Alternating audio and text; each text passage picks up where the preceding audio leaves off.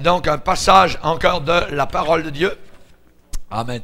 Un passage de la parole de Dieu. Et on va lire, si vous voulez bien, donc particulièrement dans 1 Corinthiens, chapitre 7 et le verset 29. 1 Corinthiens, chapitre 7.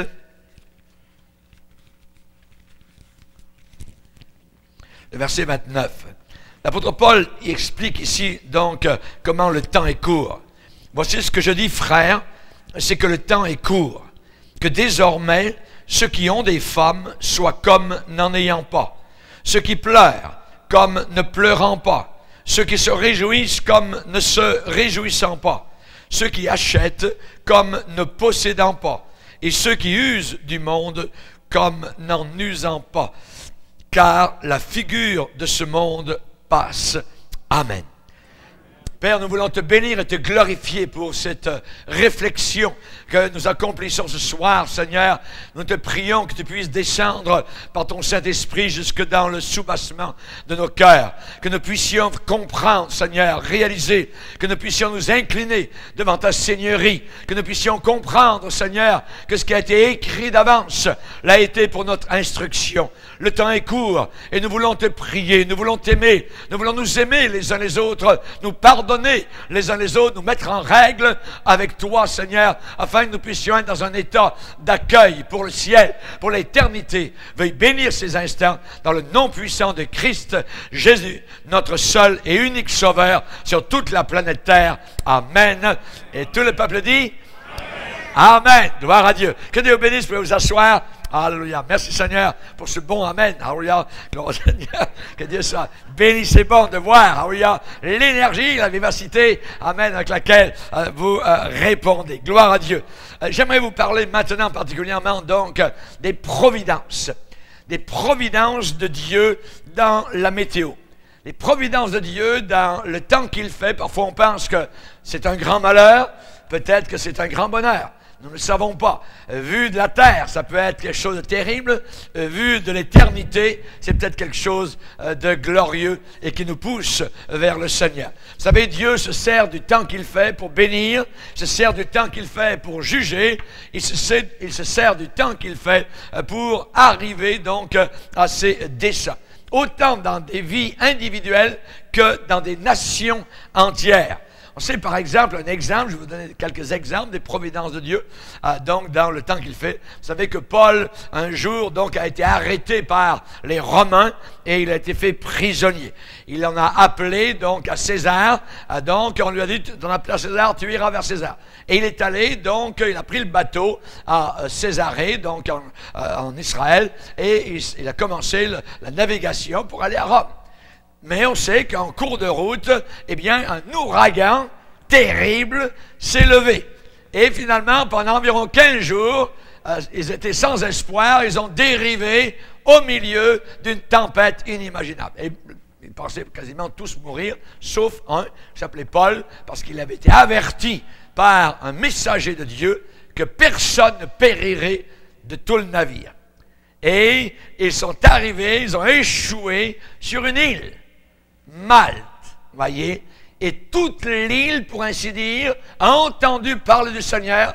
Il y a eu des guérisons par centaines, ça a été merveilleux, Christ a été glorifié. Ce qui veut dire que, avant d'arriver à Rome, Dieu voulait que Malte entende la parole de Dieu. Il a soufflé un peu sur, je dirais, la mer Méditerranée, et il a fait dériver le bateau de l'apôtre Paul, qui est arrivé à l'endroit où Dieu le désirait, Malte, imaginez. Et c'est un point, comme une aiguille, au travers de la grande mer Méditerranée. Imaginez. Donc, Dieu sait exactement où diriger ses enfants. Et les ouragans, comme dans ce sens-là, eh bien, peuvent être une bénédiction, donc, du Seigneur. On sait que l'histoire de l'humanité rapporte aussi des témoignages sur le fait que Dieu se sert de la météo, du temps qu'il fait pour faire arriver, donc, ses plans souverains.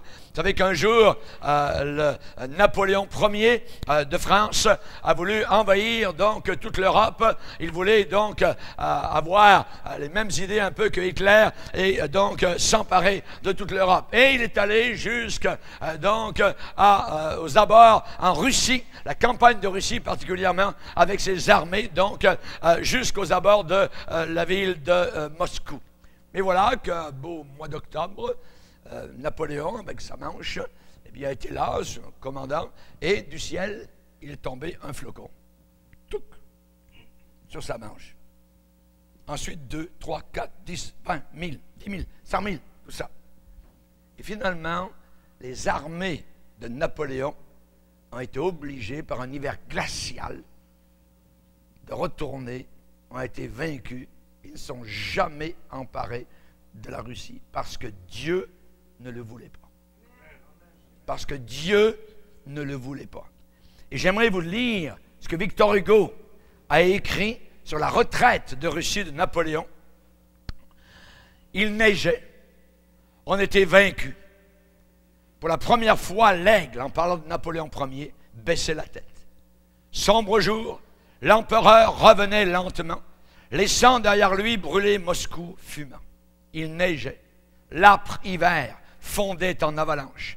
Après la plaine blanche, une autre plaine blanche. On ne connaissait plus les chefs ni le drapeau.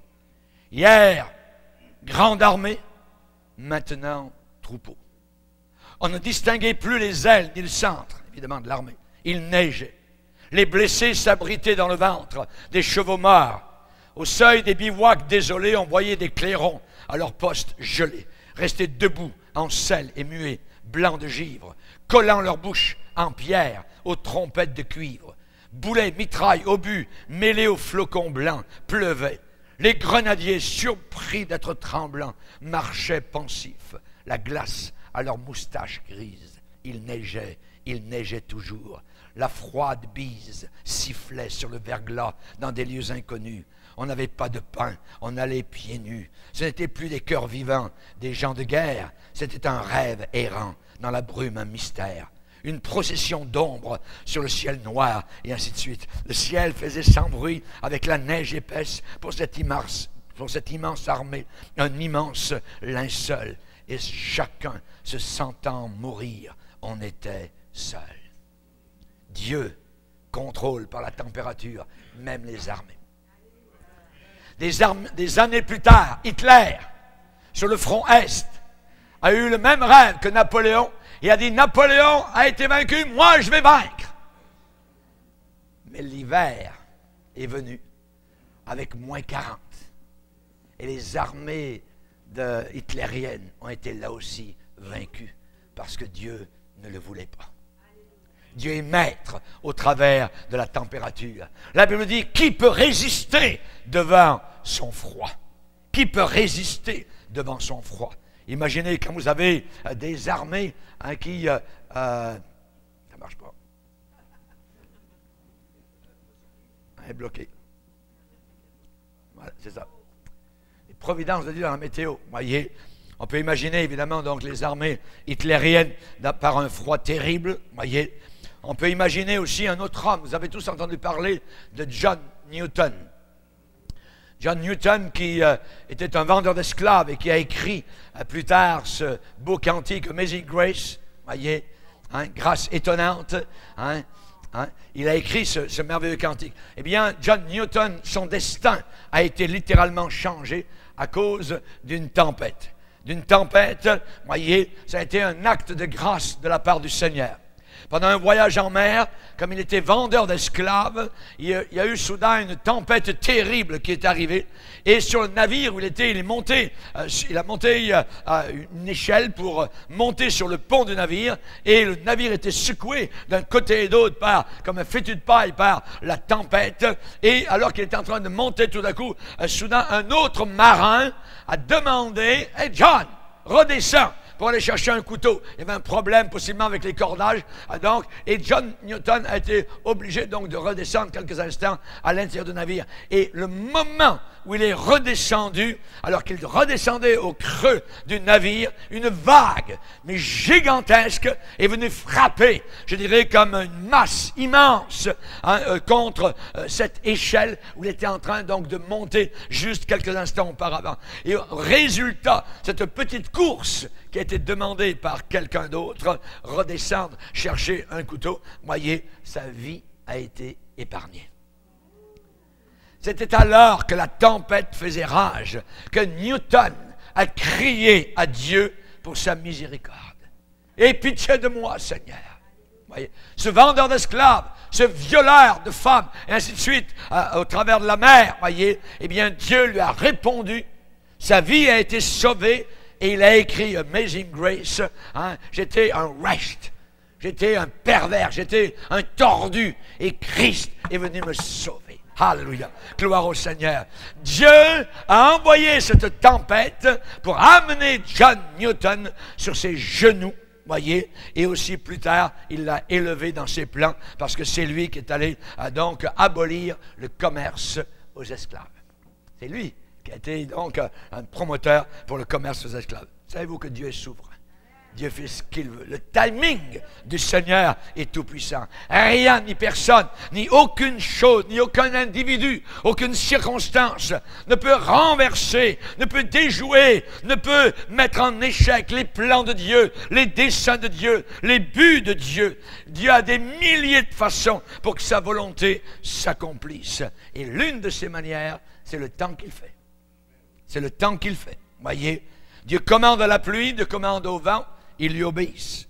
Dieu se sert de l'un ou de l'autre comme il le veut pour changer les circonstances et s'assurer que ses plans, eh bien, ses desseins vont se réaliser. On a des exemples bibliques où Dieu juge, voyez, par le temps qu'il fait. Quand nous voyons dans les journaux, aux nouvelles, le soir, à la télévision, les souffrances humaines, voyez, qui sont supportées par les éléments climatiques qui sont déchaînés, un tsunami qui arrive, la dernière tempête, le dernier ouragan, telle famine à tel endroit, telle sécheresse. Quelle est notre réaction? Comment réagissons-nous? Sommes-nous soucieux pour les gens concernés? Oui, c'est vrai. Oui, nous sommes soucieux. Voyez? Et il y a des moments où nous sommes profondément émus. À l'intérieur, nous sommes quasiment remués. Nous sommes secoués. Voyez? Mais cependant, ces calamités, eh bien, sont pour voir que Dieu ne peut pas être moqué. Dieu ne peut pas être moqué. Dieu ne pourra jamais être ridiculisé. Et Dieu ne pourra jamais tolérer, accepter le péché. Et au lieu de poser une question très commune, où est Dieu maintenant? Hein? Où il est Dieu? Voyez, nous devrions au contraire proclamer que Dieu est dans la tempête. Il est dans la tempête. Il est dans la famine. Naoum, 1er chapitre, verset 3, l'Éternel marche dans la tempête. L'Éternel marche dans le tourbillon. La Bible enseigne très clairement que lorsque une calamité frappe, c'est ce qu'on appelle un acte de Dieu. Act of God, hein, quand on parle dans les assurances, voyez, ça existe encore et ça existera toujours. Amos pose la question, arrive-t-il un malheur dans une ville sans que l'Éternel n'en soit l'auteur? Sans que l'Éternel n'en soit l'auteur, sans que ce ne soit pas Dieu qui l'ait permis. Voyez, comme toutes les autres questions d'Amos, eh bien celle-ci a comme réponse, évidemment, s'il arrive un malheur dans une ville, c'est que Dieu est derrière cela. Il y a des choses que nous ne savons pas. Mais nous, on regarde ça, hein, comment ça se fait? Il y a des raisons, il y a des causes. Et la vérité apportée par ces questions, eh bien, sont incontournables, sont inévitables, voyez. Le mal ne peut pas tomber sur une ville sans que le Seigneur n'ait agi. Sans que le Seigneur n'ait agi. Voyez, Dieu a dit, je forme la lumière, je crée les ténèbres. Je donne la prospérité et je crée l'adversité. Je crée l'adversité, je crée la tempête. Je crée, en anglais, evil. Voyez, harm. Voyez, chaque désastre climatique est permis de Dieu pour que sa justice, son jugement soit rendu visible, manifeste. Lorsqu'il y a eu 200 000 morts à Haïti, quasiment dans les semaines suivantes, il y a beaucoup de hungans, de sorciers qui ont donné leur vie à Dieu. Oui. Qui ont reconnu la puissance de Dieu, qui ont délaissé Satan pour se tourner vers le Seigneur. Merci Seigneur. Merci Seigneur. Chers amis, est-ce que cela fait-il de Dieu un monstre? Est-ce que cela fait de Dieu un méchant? Loin de là. Au travers de chaque calamité, notre attention est dirigée, pointée vers la pureté de Dieu, vers la justice de Dieu, vers la sainteté de Dieu, vers sa haine absolue, totale du péché. Voyez. Le jugement de Dieu, cependant, est toujours tempéré de miséricorde. C'est vrai que Dieu juge les nations, mais ce n'est pas sa pleine force. Ce n'est pas son plein pouvoir dans sa colère. Elle est toujours retenue. Sa colère, sans retenue, sera réalisée dans le dernier livre de la Bible, dans l'époque qui est en face de nous, qui s'appelle la grande tribulation, quand nous ne serons plus sur la terre et que nous aurons été enlevés au ciel. L'Éternel dit dans son cœur, je ne maudirai plus la terre à cause de l'homme, car les pensées de son cœur sont mauvaises de sa jeunesse. L'évidence la plus claire que Dieu se sert de la température dans le jugement, on va le lire dans Deutéronome 28. Deutéronome 28.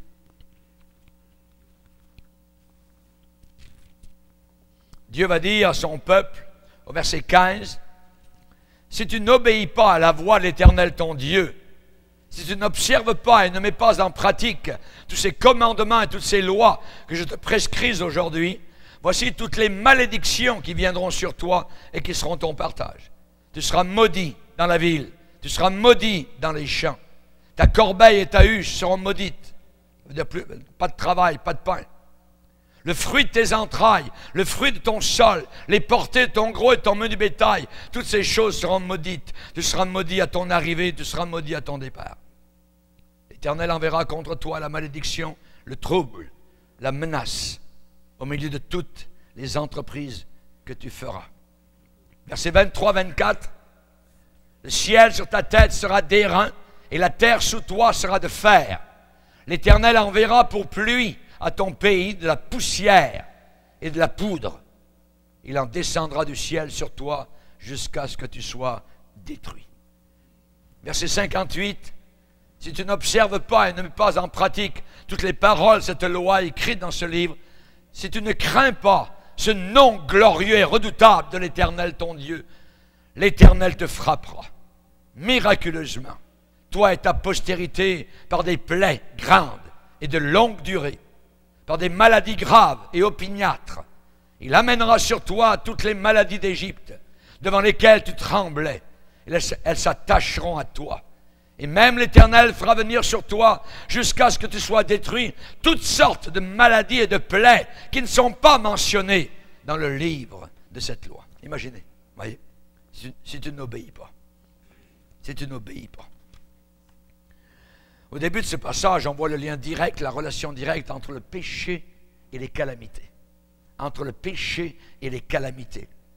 Ne pas faire tout ce que Dieu commande amène des malédictions. Elles sont signalées, elles sont listées, elles sont cataloguées, qui tomberont sur les gens qui ne veulent pas obéir au Seigneur. Si tu n'obéis pas à la voix de l'Éternel ton Dieu. Et tout ce chapitre continue en décrivant quelles sortes de malédictions seront envoyées sur un peuple totalement désobéissant. Et on a noté ici seulement, évidemment, celles qui ont affaire avec la température. Mais remarquez, si vous relisez ce chapitre, ça parle aussi de famine, ça parle de sécheresse, ça parle des plaies d'Égypte, incluant la grêle, le tonnerre et toutes sortes de choses inimaginables. Nous, dans le Nouveau Testament, quand on est venu à Jésus, à la croix du Calvaire, la Bible nous dit que Jésus nous a rachetés de la malédiction. Amen. Alléluia! Rachetés de la malédiction. Pourquoi? Parce que Jésus lui-même est devenu malédiction sur le bois du Calvaire. Car la loi dit « maudit est quiconque est pendu, cloué au bois ». Christ a été maudit pour que nous soyons tous bénis. Il est notre sauveur. Alléluia. Merci Seigneur. Rappelons-nous à la dédicace du temple de Salomon. Salomon a supplié le jour où le beau temple de Salomon a été achevé. Salomon est monté sur une estrade, il s'est mis à genoux devant tout le peuple. Il a levé les mains en l'air et il a prié Dieu. Et il a dit, Seigneur, quand le ciel sera fermé et qu'il n'y aura pas de pluie, quand il n'y aura plus de pluie, à cause de leur péché, contre toi, s'ils prient et s'ils se détournent de leur péché, parce que tu les auras châtiés, alors Seigneur, s'il te plaît, exauce-les des cieux et fait venir la pluie sur la terre. Voyez comment la relation entre la température et le péché, direct, lien direct. Ici, Salomon reconnaît que Dieu afflige, que Dieu châtie son peuple et qu'il le fait en partie au moyen du climat. Ciel d'airain. Quand le ciel sera d'airain, ça veut dire pas de pluie, rien. Vous avez des pays aujourd'hui qui adorent Satan, tous les jours, 5 fois par jour. Les islamistes, qui adorent le diable. Si vous remarquez une carte du monde, sur la plupart des pays islamistes, il ne tombe aucune pluie. La plupart des pays islamistes, vous prenez une carte, c'est des pays secs. Il tombe rarement de la pluie. Très rare, c'est sec. Dieu retient la pluie. Ruth, du temps des juges, rappelons-nous, il y a une famine en Israël du temps de Ruth. Pourquoi une famine? Parce que la Bible déclare qu'en ce temps-là, il n'y avait pas de roi en Israël. Chacun faisait ce qui lui semblait bon. Chacun faisait ce qui lui semblait bon. Ça veut dire ce qui était droit à leurs propres yeux. Ils disaient, pour toi c'est bon, pour moi non, je ne veux pas ça. Servir Dieu comme ça? Ah non, ça. Moi j'ai envie de fumer du pot, j'ai envie d'aller à la réunion pareil, je suis chrétien comme toi, c'est sûr, chacun faisait ce qui lui semblait bon. Et Dieu a envoyé une famine en Israël. Vous relirez la Bible du temps de Ruth. Du temps du prophète Agé. Au début, Agé, les Israélites sont venus d'exil de Babylone. Ils avaient commencé un travail pour rebâtir le temple, le nouveau temple, qui avait été détruit par Nebuchadnezzar. Mais cependant, très vite, durant la construction du nouveau temple, les gens ont été concernés bien plus par leur maison à eux que la maison de Dieu. Voyez. Et Dieu est venu vers eux au travers du prophète Agé et leur a dit, est-ce le temps pour vous d'habiter dans de belles maisons, avec de belles peintures, avec de beaux lambris, voyez, car ma maison est détruite. Aujourd'hui, beaucoup de chrétiens, ma maison, voyez, mais la maison de Dieu, ils s'en fichent. Un vieux frigidaire qui ne marche plus. Oh, on va amener ça à l'église. Un vieux tapis tout usé, c'est bon pour l'église. Ouais. Ah ouais? Dieu voit tout ça. Et dans ce temps-là, c'était comme cela. Chacun s'occupait de ses propres affaires et la maison de Dieu était totalement, je dirais, il s'en fichait complètement. Et Dieu va dire, c'est pourquoi, voilà la raison pourquoi les cieux vous ont refusé la rosée. Pas de rosée. C'est pourquoi la terre a refusé ses produits. Dieu a dit, j'ai appelé la sécheresse sur le pays, sur les montagnes, sur le blé, sur le mou, sur l'huile, sur ce que la terre peut rapporter, sur les hommes, sur les bêtes et sur tout le travail de vos mains. Et ce jugement a couvert tout le pays en entier. Et ça a affecté chaque segment de leur vie. Leur péché, c'est simple. Ils étaient uniquement soucieux pour leurs propres affaires au lieu des choses de Dieu. Au lieu des choses de Dieu, ils ont négligé la construction de la maison de Dieu. Ils ont mis cela de côté pour avoir plus de temps et plus d'argent pour leurs propres affaires. Et la punition a été à la hauteur de leur péché. Dieu, dans sa providence, a fait en sorte qu'ils n'arrivaient plus dans leurs affaires. Vous savez, plus la journée debout. Pourtant, gagner de l'argent. Dieu dit, vous avez amassé. C'est un sac percé. Un sac percé. Vous avez marqué notre pays? Un des pays les plus riches de la terre. Mais il n'y a jamais assez d'argent. Pourquoi? Parce que la maison de Dieu est inoccupée. Parce que notre peuple se fout complètement de Dieu. Et vous allez pouvoir en mettre des millions et des milliards pour ceci, pour cela, pour telle cause, pour telle maladie, pour cela, pour les avortements, pour les homosexuels, pour ça. Et il n'y en aura jamais assez. Pourquoi? Parce que c'est une passoire. Et c'est Dieu. Les gens n'arrivaient plus. Ils n'arrivaient plus. Chacun s'occupait de leurs propres affaires. Ils n'avaient plus à joindre les deux bouts. Et tout le monde se plaignait de quoi? Oh, la température. Oh, quelle température de chien. Plus ça. Puis, vous voyez? Ah ouais. Quand l'eau monte dans votre cave, vous voyez? C'est Dieu qui parle. C'est Dieu qui dit, tourne-toi vers moi. C'est le temps de te repentir de tes péchés.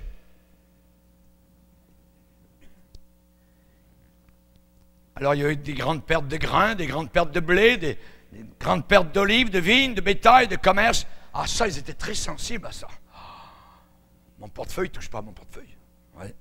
Mais normalement, quand on est chrétien, le portefeuille, il a été baptisé dans l'eau aussi.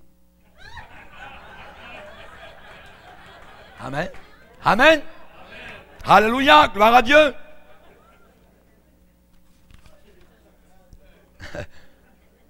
Dieu avait une controverse avec eux. Et la sécheresse était nécessaire pour ramener le peuple à Dieu. Que Dieu nous rende toujours sensibles à ce qui est notre nécessaire, notre dépendance constante de lui. Le but de l'homme, souvent, c'est être indépendant. Arriver à un statut financier où j'ai même plus besoin de Dieu. Ah ouais? Attends. Tu vas voir que tu n'as plus besoin de Dieu. Tu vas crier vers Dieu. Que nous ne puissions jamais dire, nous n'avons maintenant plus besoin de la providence, la provision de Dieu. Que nous ne puissions jamais arriver à dire cela. Rappelez la sécheresse qui a eu lieu du temps d'Élie. Élie est allé voir Akab. L'Éternel est vivant. Je suis le serviteur de Dieu. Et il n'y aura ces années-ci ni rosée ni pluie. Sinon, quand je parlerai. Vous vous rendez compte, un homme qui a de la puissance semblable? C'est la puissance de Dieu, évidemment. Pourquoi la pluie était retenue? Pourquoi la famine qui s'en suivait? Parce que le roi avait abandonné totalement les commandements de Dieu et le peuple suivait le roi. Ils avaient suivi les Baals, ils adoraient maintenant les démons, et Dieu va leur dire au travers d'Élie, vous avez abandonné les commandements de l'Éternel, vous êtes allés après les Baals. La nation entière avait suivi son roi, s'était détournée de Dieu. La confiance du peuple était maintenant dans les faux dieux, dans les Baals, les Baalim, voyez. Il y avait seulement un petit nombre qui n'avait pas fléchi le genou devant Baal et qui n'avait pas baisé le dieu Baal. Le Dieu vivant et vrai a jugé tout le pays pendant 3 ans et 6 mois. Pas une seule goutte d'eau n'est tombée. Pas une seule goutte de rosée le matin. Quand il y avait encore de l'herbe, il n'y avait pas de rosée, et un jour, il n'y avait plus d'herbe. Plus rien. L'herbe était sèche. Dieu a montré sa justice. Du temps de Joseph, il y a une famine en Égypte. Voyez, famine. Dieu a préservé le peuple hébreu au milieu de la famine. Oui, c'est vrai que Dieu a fait cela. Mais pourquoi y a-t-il eu une famine en Égypte? Eh bien, la réponse est au psaume 105. Ne touchez pas à mes oins. Ne faites pas du mal à ceux que j'ai appelés. Et Joseph, à cette époque-là, était loin de Dieu. Et ses frères l'ont touché. Ses frères ont voulu le tuer, l'ont persécuté, l'ont jeté au fond d'un puits, l'ont vendu. Les Égyptiens l'ont touché. La femme de Potiphar l'a touché. Joseph était en prison. Résultat, Dieu a appelé la famine sur le pays. Il a coupé tout moyen de subsistance. Psaume 105, verset 16. Un des messages de la Bible, n'attaquez jamais le peuple de Dieu.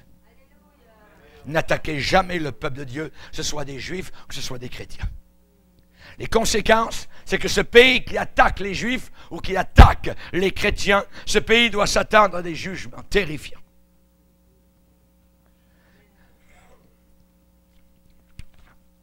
Nous allons parler maintenant d'un autre domaine. Israël et les jugements de Dieu sur les nations. Vous savez, Dieu n'a pas fini avec Israël. Israël actuel est toujours en alliance avec Dieu. Et l'Église n'a pas remplacé Israël. L'Église est l'Église, Israël est Israël. Ils n'avons pas pris la place d'Israël. Et nous ne la prendrons jamais. Qu'est-ce qu'Israël a à faire avec la température de tous les jours? Ah, beaucoup de choses. Qu'est-ce qu'Israël a à faire avec le temps? Ben, la météo. Eh bien, j'aimerais vous dire que c'est très relié ensemble. C'est attaché avec Israël. On sait qu'Israël, Dieu a promis un pays. On n'ira pas dans les détails, Abraham te donne le pays. Et le pays dans lequel ils sont aujourd'hui, c'est le pays que Dieu avait prévu pour eux depuis Abraham.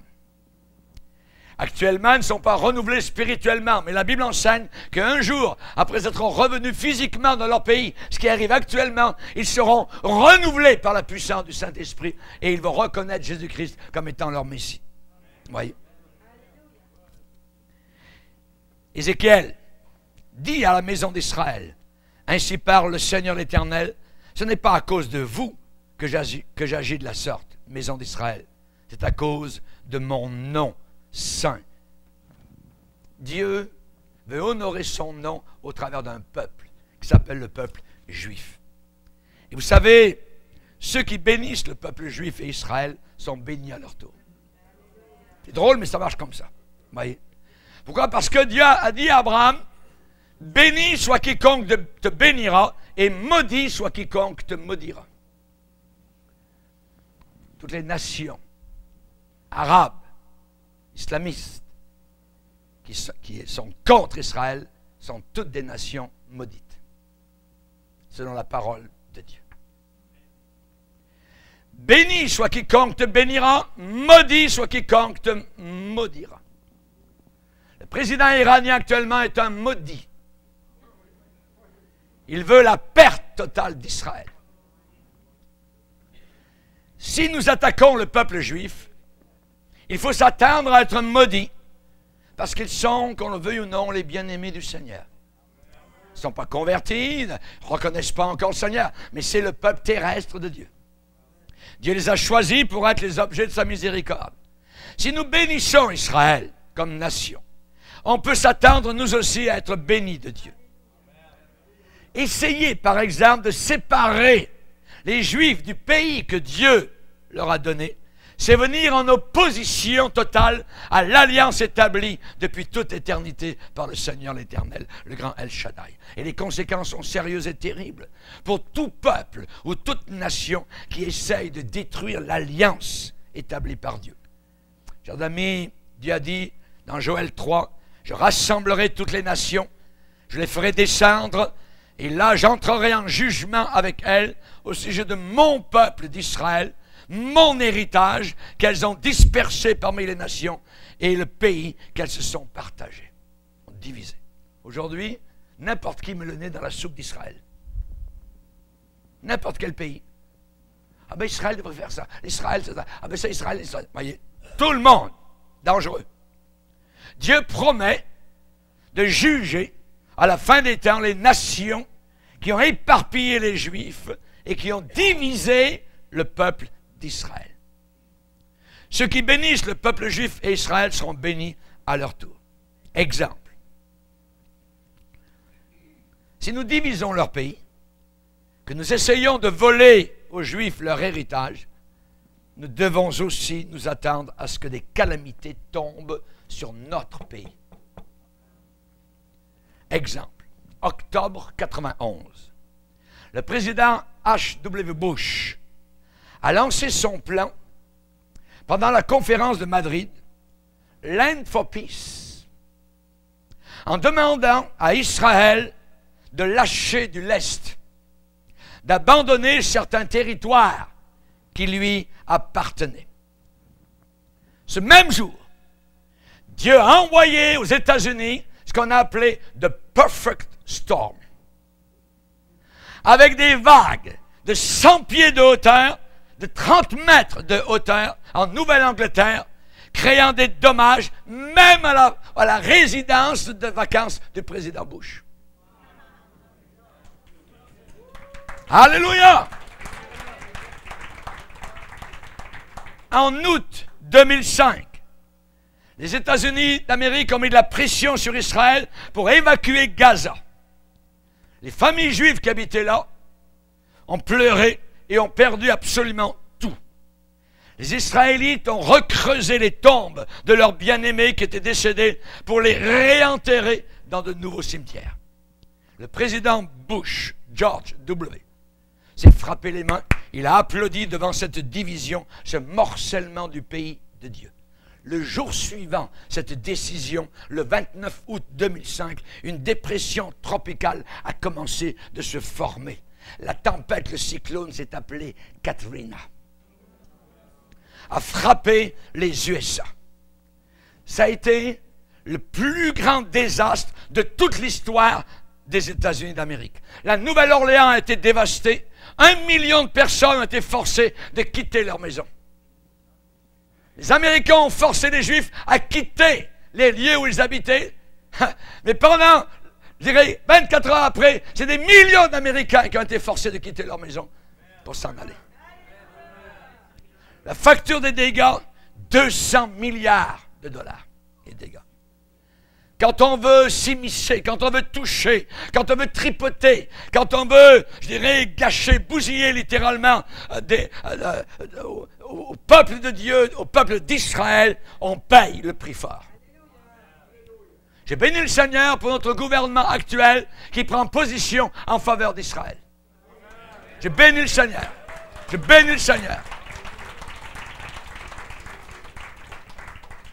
Les nations actuellement sont folles. Elles sont insensées. Les nations ont perdu la raison. La parole de Dieu nous avertit de ne pas jamais diviser Israël. Les Arabes et les islamistes disent « Israël a beaucoup trop de territoire ». Dans leur poursuite pour la paix, qu'on appelle « push for peace », les politiciens sont en train de déclarer la guerre au Dieu même qui a complètement démoli l'Égypte à l'époque de Moïse par les 10 plaies. Leur récolte, leur richesse, leurs troupeaux, leur armée a été détruite totalement en Égypte à l'époque. Voyez ici les conséquences. Juste aux États-Unis, soyez très attentifs. Vous allez remarquer un modèle qui revient régulièrement, qui est récurrent, qui se répète fois après fois. Le 23 août 92, il y a eu des rencontres qui ont recommencé pour parler à Israël, pour qu'Israël abandonne des territoires pour la paix. Pour la paix. En l'espace de 24 heures, il y a eu l'ouragan Andrew aux États-Unis. Et ça se passait en même temps que les pourparlers, au mois d'août 92. Une tornade de 50 km de large a frappé violemment les États-Unis.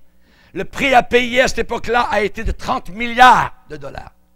Il y a eu des vents de 280 km à l'heure.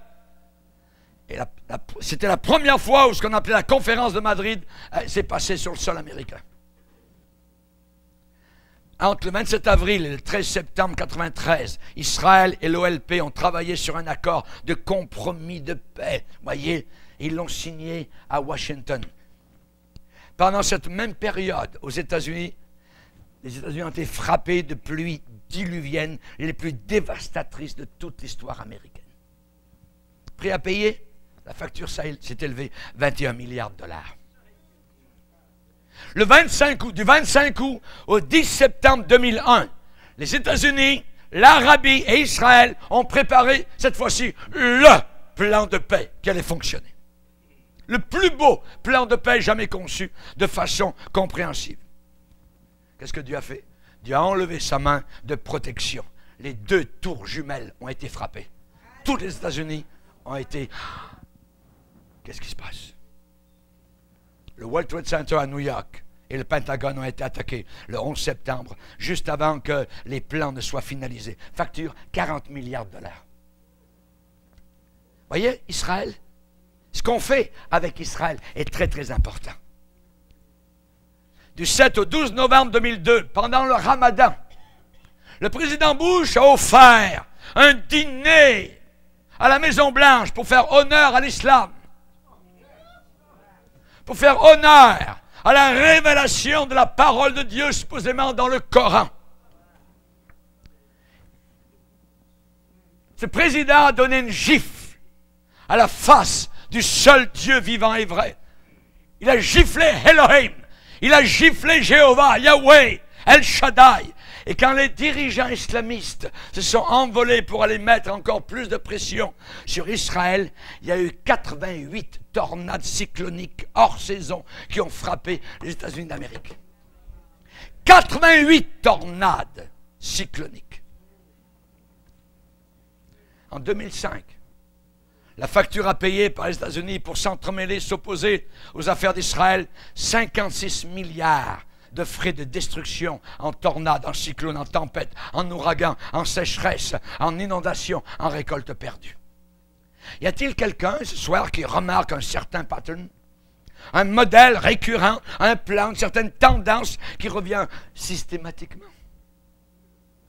Quand une tempête balaye un pays entier, le principe suivant se met en branle. C'est que ceux qui viennent contre Israël et son pays ne peuvent s'attendre qu'au vent et à la tempête qui éparpillera les ennemis de Dieu. Vous relirez Isaïe 41, on n'a pas le temps, mais quand on regarde aux exemples contemporains actuels de tempêtes, très souvent ils sont envoyés par Dieu quand un pays essaye de venir contre la nation d'Israël. Malheur aux nations qui osent faire du désordre, du gâchis dans le pays que Dieu appelle mon pays. Mon pays. Amen. Un peu d'histoire des Juifs. Quand les Juifs se sont rebellés contre la parole de Dieu, ils ont été éparpillés au travers de la terre, au travers du monde entier. Ils ont été connus sous le nom de Juifs errants. Ils ont été méprisés par la société. Mais cependant, la terre d'Israël, là-bas, leur appartient encore.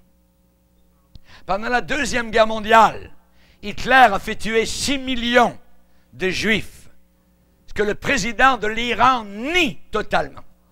Il dit que ça n'a jamais existé.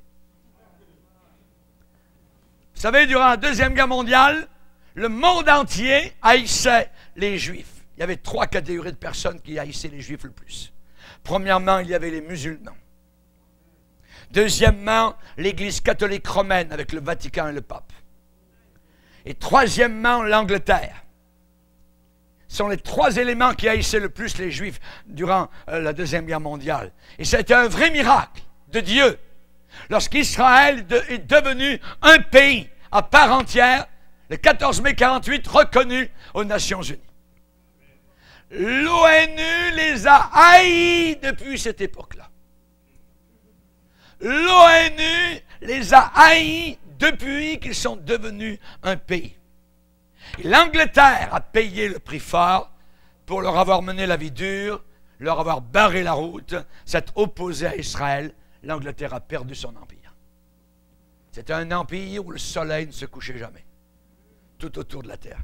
À partir de la Deuxième Guerre mondiale, à la fin de la Deuxième Guerre mondiale, l'Angleterre a perdu son empire. Toutes les puissances mondiales veulent secrètement, actuellement, plaire aux musulmans. En sacrifiant Israël. En sacrifiant Israël. À cause du pétrole arabe. On va voir ça à la prochaine conférence. Beaucoup de choses à dire. Et ils disent, c'est la faute d'Israël. C'est la faute d'Israël. C'est à cause d'Israël. Observez bien, quand les pressions fortes sont placées sur Israël pour céder des territoires, il y a des ouragans, des tempêtes qui arrivent très très vite, parfois le jour même, à des dizaines de milliers de kilomètres. Ce que nous allons voir maintenant, la science. La science a-t-elle tort? Vous savez, le monde scientifique parle très haut, très fort actuellement sur le sujet de l'hypothèse, je dis bien hypothèse, du réchauffement global, des changements climatiques. Et ils associent le réchauffement global avec les émissions de gaz à effet de serre, qui augmentent actuellement vos pots d'échappement de voitures, ainsi de suite, à cause des activités humaines. Et on associe cela de façon étroite au changement climatique. On dit que le résultat du réchauffement des océans et de l'atmosphère, eh bien, fait en sorte que le climat va changer, les températures vont devenir plus extrêmes, ainsi de suite. Y a-t-il des évidences que l'on peut observer, observables? Oui, visibles. Les saisons. Les saisons. Ceux qui croient au réchauffement global disent que l'évidence la plus observable, c'est le changement de la nature des saisons. Ils disent le printemps arrive plus tôt, l'automne finit plus tard, surtout en Europe, on voit de moins en moins de changements de saison, et comme la chanson, il n'y a plus de saison, voyez, Hein? Et c'est difficile, dans certains endroits, de distinguer l'été de l'hiver. C'est possible qu'il y ait certains changements de saison. Mais cependant, le point en question, voyez, le litige n'est pas de savoir si on expérimente des changements dans les saisons, mais plutôt, qu'est-ce qui produit ces changements? Qu'est-ce qui les produit quand ils se produisent? Alors, beaucoup de personnes croient que ces réchauffements, évidemment, globaux, sont causés par l'homme, que ça vient de l'homme. Ça vient de vos maisons parce que vous chauffez trop, vous mettez trop de bois dans la cheminée, tout ça, puis vos petits pots d'échappement, vous voyez, tout ça. Hein, quoi que ce soit que les scientifiques peuvent dire, déclarer ou affirmer, pour nous, nous prenons notre autorité finale dans la parole de Dieu. Amen. Et on est très au clair à ce sujet. Après le déluge, Dieu a fait alliance avec Noé et il lui a dit, tant que la terre va être là, il y aura des semailles et il y aura de la moisson. Il y aura du froid, il y aura de la chaleur. Il y aura l'été, il y aura l'hiver. Il y aura le jour, il y aura la nuit. Et ça n'arrêtera pas. C'est dit, c'est écrit, merci Seigneur, je ne m'en fais pas. Amen. Gloire au Seigneur. Maintenant, ce qu'on peut voir, réchauffement du climat, voyez, le pauvre petit toutou, voyez, hein, là-bas dans l'Arctique. Hein. Alors évidemment, c'est terrible, voyez, parce que la calotte glaciaire est en train de fondre. C'est la faute de l'homme, voyez. C'est votre faute. C'est votre faute, c'est ma faute. Voyez, jamais de la vie. Jamais de la vie. Non, ne le croyez pas. La Bible dit que c'est Dieu qui crée la glace, la neige, et c'est Dieu qui la fait fondre. C'est Dieu qui l'a fait fondre. Voyez? Du sein de qui sur la glace et qui enfante le frima du ciel? Job 38, verset 29. Voyez? La neige vient de Dieu. Il dit à la neige, tombe sur la terre. Il dit actuellement au pôle, fondez. C'est tout. C'est tout. Voyez? On connaît le passage, l'évangile de Luc, où il dit que les hommes ne sauront que faire au bruit des flots et de la mer. Il est possible que tout le niveau de la mer remonte, pas de problème. Qui fait ça? Ce n'est pas l'homme, c'est Dieu. C'est Dieu. Pour justement que nous puissions reconnaître que je ne suis pas un Dieu. Ouais, réveillez-vous. Hein? Jésus revient quand vous verrez ces choses. Amen. C'est Dieu qui amène la neige et la glace. Voyez, c'est lui qui dirige tout cela. Pourquoi Dieu ne juge-t-il pas toujours? Voyez. Pourquoi Dieu ne juge-t-il pas toujours? La Bible est très claire. Quand une nation désobéit à Dieu, elle sera punie. Par des déluges d'eau, des pestilences, des pestes, des famines, la sécheresse, la guerre. Voyez. Et c'est étrange que Dieu n'afflige pas le monde bien plus que cela. On est étonné. Bientôt, il va falloir qu'il fasse des condoléances à Sodome et Gomorrhe. Il va falloir qu'ils disent, je suis un peu trop loin avec vous parce que la génération de la fin était pire que vous et je ne les ai pas jugés. Étrange que Dieu n'afflige pas le monde bien plus que cela. Alors souvent la question qui arrive, c'est celle-là. Pourquoi Dieu permet-il des désastres? Et pourquoi ne voyons-nous pas plus de désastres? À la lumière de notre sujet aujourd'hui, la question devrait être la deuxième. Pas pourquoi y a-t-il des désastres, pourquoi n'y a-t-il pas plus de désastres que cela? Quand on regarde la carte du monde, on pourrait faire une liste de pays différents au sujet desquels nous pensons que ces pays-là devraient mériter le jugement de Dieu. Oui. Incluant le nôtre. Incluant le nôtre, qui devrait mériter le jugement de Dieu autant que d'autres pays. Mais il y a trois choses que souvent nous ne reconnaissons pas. C'est la miséricorde de Dieu. Dieu n'est pas comme nous. Il a laissé 120 ans. L'élastique a été tiré longtemps avant que le déluge mondial n'arrive du temps de Noé. 120 ans de patience pour que les gens puissent se repentir. Et nous sommes actuellement dans un temps de patience de Dieu. Il ne veut qu'aucun périsse. Il veut que tous arrivent à la repentance. Voyez, la miséricorde de Dieu. Il use de patience envers nous, ne voulant pas qu'aucun périsse, mais voulant que tous arrivent à la repentance. Pour aller au ciel, il faut absolument que tu te repentes de tes péchés. Tu ne peux pas aller au ciel si tu ne t'es pas repenti de tes péchés. Dis-les à Dieu, avoue-les au Seigneur. Dis-lui, Seigneur, oui, je me repens, je viens à toi. Voyez. Ensuite, pourquoi Dieu ne juge-t-il pas, je dirais, plus que cela? Eh bien, il use de patience. Voyez.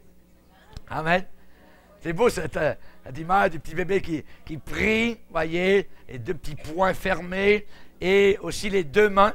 C'est comme si la main du Seigneur vient d'en haut pour prendre la nôtre. Amen. La miséricorde de Dieu. Hein? Si Dieu n'avait pas une miséricorde, il n'y aurait personne ici ce soir. Nous sommes des privilégiés de façon immense, voyez. Et nous devons être reconnaissants au Seigneur. Amen. Nous allons voir maintenant, Satan peut-il contrôler la météo? Ah, c'est une bonne question, voyez. Satan a déjà été dans le passé, ne l'oublions pas, un ange qui demeurait dans la présence de Dieu. Satan adorait le Seigneur pendant une époque, autour du trône de Dieu, avec tous les autres anges. Et c'est lui qui a essayé d'attaquer Job. Et on se rappelle que la maison où étaient les fils de Job a été détruite.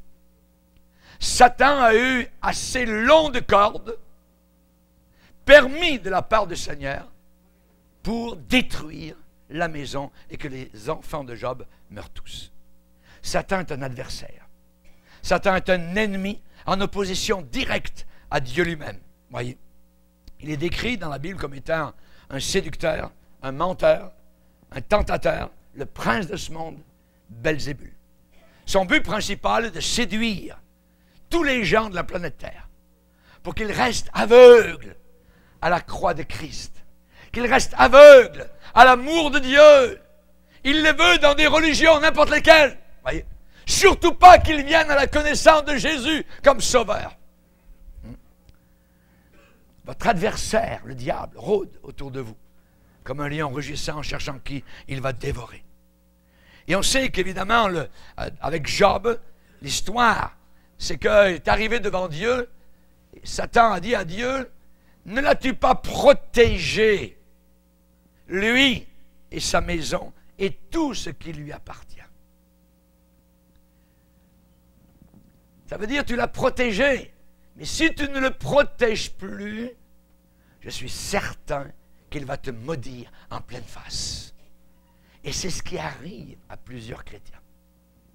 Ils rentrent dans le jeu de l'ennemi quand ça va mal, quand tout tombe, voyez, quand on n'a plus rien sous les pieds. On dit, voyons Dieu, hein, où es-tu? Relisez les héros de la foi dans Hébreux 11, qui étaient dénudés de tout, errant dans les cavernes de la terre, ainsi de suite. Voyez. On peut être prospère, mais on peut tout perdre en suivant le Seigneur. Satan a dit, tu as protégé Job. Enlève-lui ta protection, il va te maudire en pleine face. Et qu'est-ce que Dieu a répondu? Voici tout ce qui lui appartient, je te le livre. C'est en ton pouvoir. Seulement, ne porte pas la main sur lui, ne touche pas à sa vie. Et Satan se retira de devant la face de l'Éternel. Et ensuite suit un rapport inimaginable de souffrance que Job a supporté. Et vous avez entendu parler des souffrances de Job. Perte de ses bœufs, perte de ses brebis, perte de ses chameaux, la mort de presque tous ses serviteurs. Et ce qui nous intéresse ce soir particulièrement, évidemment, c'est la façon avec laquelle les fils de Job sont morts. Les fils de Job sont morts, leur maison dans laquelle ils étaient a été frappée, voyez, par un vent impétueux, et elle est tombée, et les fils de Job sont tous morts. Satan a-t-il du pouvoir sur les vents? Si Satan a du pouvoir sur les vents, ça veut dire que Dieu n'est pas au contrôle de toute la température. Satan a du moins à certaines occasions pouvoir sur la température. Peut-être. Voyez. Mais nous voyons tout de suite, après la mort des fils de Job, Job a adoré le Seigneur, s'est incliné, a pris un sac et a dit, l'Éternel a donné. L'Éternel, pas Satan. L'Éternel a ôté, que le nom de l'Éternel soit béni. Et dans tout cela, Job ne pécha pas et n'attribua rien d'injuste, pas au diable, à Dieu. À Dieu. Ce qui veut dire que Dieu peut permettre à Satan de faire certaines choses, mais c'est Dieu qui a le contrôle, même sur le diable. Dieu a le contrôle total et final sur Satan. Amen. Gloire au Seigneur. Qu'est-ce qu'on peut dire? Les jugements de Dieu, ça peut être la guerre.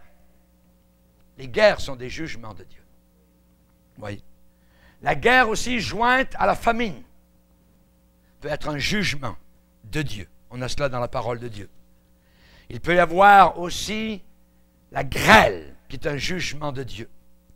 On sait particulièrement qu'à la fin des temps, il y aura une grosse grêle de pluie qui va arriver. Ici, on a des petits grêlons, ils sont assez gros. Mais à la fin des temps, chaque grêlon pèsera 50 kilos. 50 kilos, tout est détruit. C'est écrit dans votre Bible. Un talent. Ce sera des jugements de Dieu. La 7e plaie d'Égypte était tellement forte qu'il n'y en a pas eu de semblable depuis la fondation de l'Égypte. C'était la grêle. Tous les troupeaux, tout a été tué. Les déluges d'eau sont des jugements de Dieu. Les tsunamis sont des jugements de Dieu. On connaît du temps de Noé, par exemple. Le tonnerre est un jugement de Dieu. L'éclair, voyez. Les Philistins ont été vaincus du temps de Samuel. Dieu a envoyé des éclairs. Ils sont fuis, voyez. Quand Israël a voulu avoir un roi, voyez, Samuel a dit, ne sommes-nous pas à la moisson des blés? J'invoquerai l'Éternel et il enverra le tonnerre et la pluie. Sachez alors et voyez combien vous avez eu tort aux yeux de l'Éternel de demander un roi. Et Dieu a envoyé des éclairs. Et toutes les récoltes ont été totalement anéanties. Quand Dieu a donné les 10 commandements du haut de la montagne de Sinaï, il y avait des tonnerres et des éclairs. Tout le peuple entendait les tonnerres et le son de la trompette. Voyez les éclairs, des flammes sur la montagne. Le refus de Pharaon de laisser partir Israël, voyez, l'Éternel envoya le tonnerre et la grêle. Le feu se promenait sur la terre. Et des jugements. Tempête et vents violents sont des jugements de Dieu. Des jugements. Rappelons-nous Jonas dans la tempête. C'est qui a soulevé la mer? Un prédicateur désobéissant. Dieu lui dit, tu vas aller vers l'est. Il lui dit, non, je vais aller ouest. Bon, pas de problème. Ouais.